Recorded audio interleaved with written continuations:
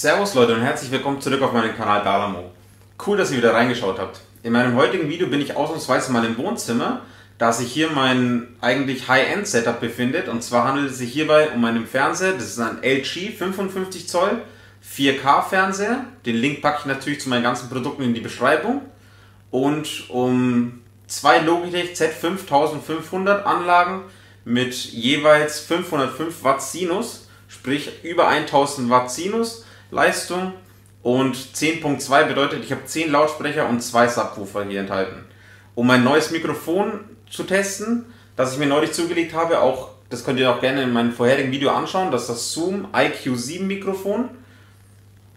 Es ist ein Kondensatormikrofon und ich hoffe, der Sound ist wirklich um einiges besser geworden, da ich meine vorherigen Videos, wie ihr wisst, mit meinem iPhone 7 Plus in 4K Qualität zwar gefilmt habe, aber der Ton vom iPhone ist wirklich nicht der beste und deshalb hier der direkte Vergleich. So, dazu lassen wir ein kurzes Demo ablaufen von Dolby Atmos. Den Link dazu packe ich natürlich auch in die Beschreibung. Und dann würde ich mal sagen, lasst uns gleich mal beginnen.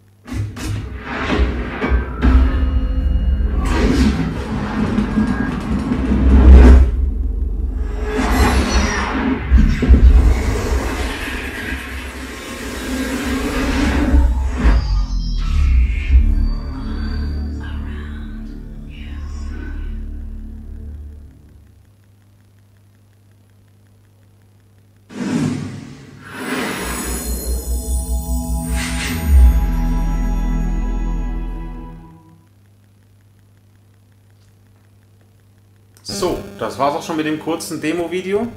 Also ich muss dazu sagen, der Sound hier in dem Zimmer ist wirklich einmalig gut. Ich hoffe, er kam einigermaßen gut rüber über das Mikrofon, daher auch das Video.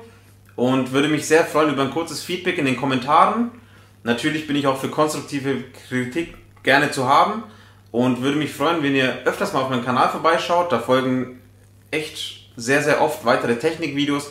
Haushalt-Gadget-Videos, Technik-Videos, Smart Home-Videos und dergleichen, Apple-Produkte, die neu erscheinen, zum Beispiel der neue HomePod, der bald erscheint, das neue iPhone 8, das ich mir holen werde.